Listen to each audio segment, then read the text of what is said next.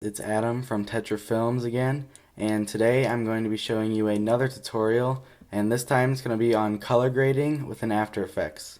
So first, what you're going to do in After Effects is import your footage, just like as always. Just a second here as I find the file.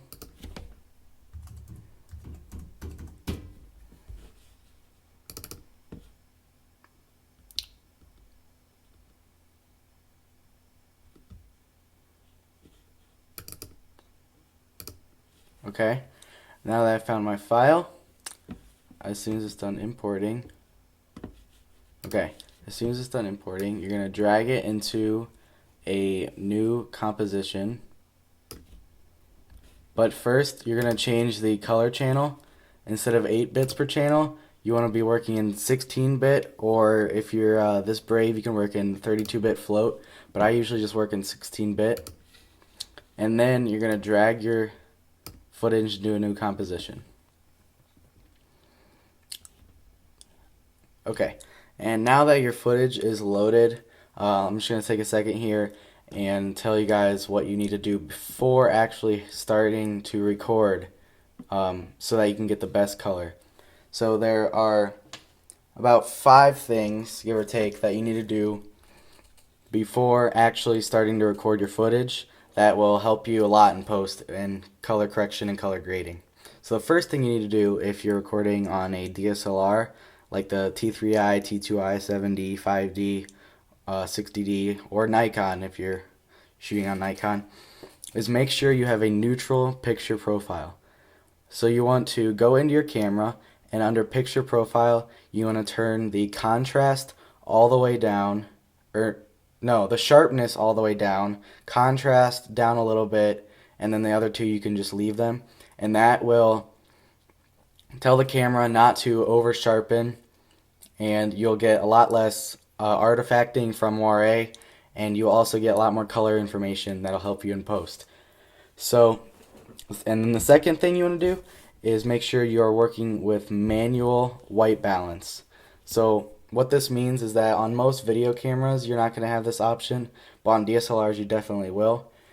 Instead of on using auto, the camera will try to figure out what the white balance is and what color temperature your scene is, which sometimes it does a good job, and if you're just recording small things it's fine, but for big projects or actual stuff that you are trying to color grade and correct, it's not going to work. So you're going to have to set manual white balance. Now if you go into your camera, it'll automatically set on auto, and there's a bunch of different presets for manual. There's cloudy, tungsten, white fluorescent, daylight, shady, all these different things that you can select from, and it basically covers the whole scene, and that's what I've been using.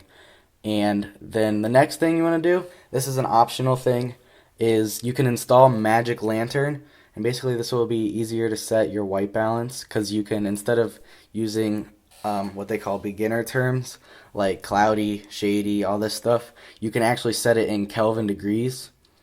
And I sort of have an understanding on how Kelvin works, and basically tungsten light or halogen quartz, or basically your normal household incandescent lights or shop lights, that is 3200 degrees Kelvin. Fluorescent lights are between 4000 and 4500 degrees Kelvin. Daylight is around 5600 degrees Kelvin. And in the shade is around 7000 degrees Kelvin. So anywhere from in there you can go. Magic Lantern will allow you to go down as low as 2800, I believe, and all the way up to 11,000 Kelvin, so it basically covers everything. I don't know, unless you're shooting literally with a blue light or an orange light, you're not gonna have to go outside that range.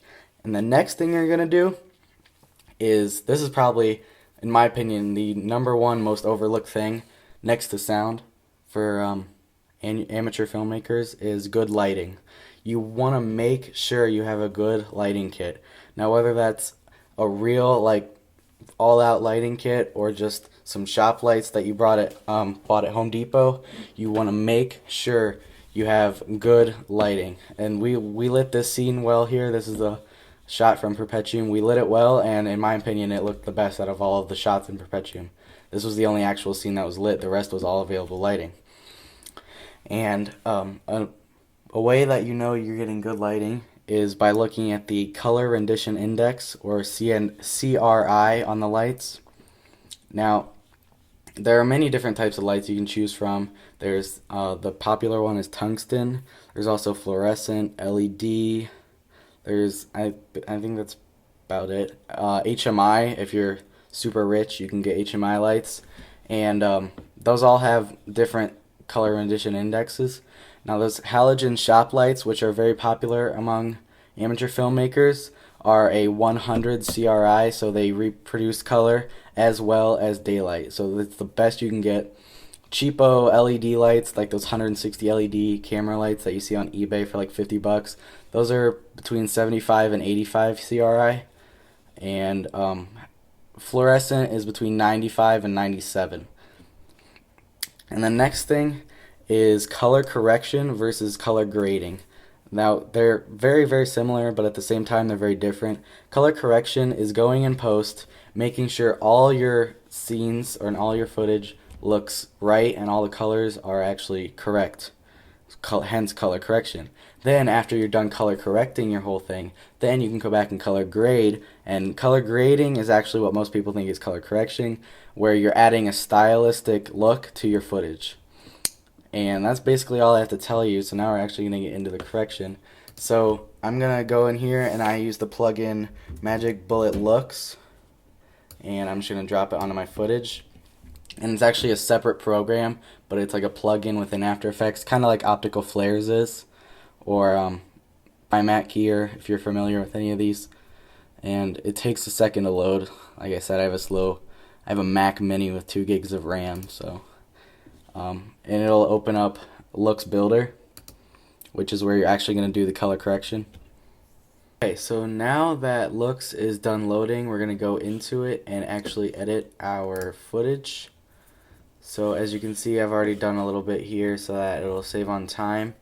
And so basically you have these 5 different areas that you can add a correction to. You have subject, 3 camera settings, which are matte, lens, and camera, and then post-production. So you're going to first go to your subject, and I usually don't really do much here. I just add a quick curves adjustment.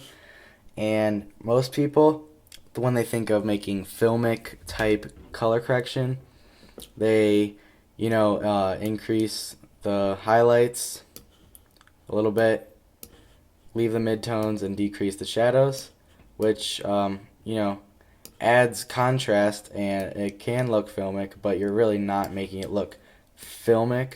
So what I do is I do the exact opposite. I decrease the highlights and increase the shadows, and what this sort of simulates is the super high dynamic range of film. Now, it helps having a DSLR like the T3i or whatever DSLR you have, because they already have a high dynamic range. I think it's like 12 stops or something. And video cameras have like an 8-stop dynamic range, which if you don't know what dynamic range is, I'm not really going to explain it. You can go look it up for the sake of time. And so you're replicating that when you bring back the highlight, or bring down the highlights, you're taking down what's crushed or what's overexposed. And when you're bringing up the shadows, you're increasing the details in the shadows, so you have a much broader area of exposure. And then since this shot was originally very red, I just decreased the red a lot. The greens you can just leave most of the time, and the blue I brought it up to bring back, to counteract some of the reds in this shot. And so matte, in the matte tab, there's just some fake filters you can put on. You can put like ND filters, gradients, and so I don't really do much in the matte tab. Lens is where you can add a vignette, and you can deflare if you have heavy lens flares, like you can see one there's right here on Matthew's head. But we did that purposely. Obviously, we pointed the light directly at the camera, so that was on purpose. You can also add a vignette like I did here, and you can edit the width of the vignette. You can make it so that like only the gun is showing, which would look very weird. But or you can like increase the width of it, and you can select where it's vignetting, and so it's a very powerful vignette tool. The camera tab is basically the exact same as the post tab, which I'd choose the post tab more. And then when you go into post, I add a 3-way color corrector to just finish everything off and just fine tune most of the colors. And what you get is this. So this is the pre-shot. As you can see, everything's really yellow. There's this lens flare here. This light is completely blown out. The little area on Jacob's face is blown out. And here's my color corrected version. As you can see, we really did not fix the blown out areas, but that is not too bad because we were going for that type of look. But as you can see, we brought back most of the correct colors. We brought back the greens in his sweatshirt. As you can see back before, that looks kind of gray. It's actually a green sweatshirt. And we brought back some of the skin tones, and we lessened the harshness of the tungsten lights on his hair here, and just made everything look pretty good. So that's color correction.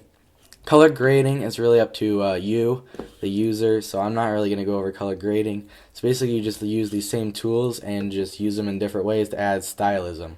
So that's basically it. Thank you for watching, and hopefully you learned something. Bye.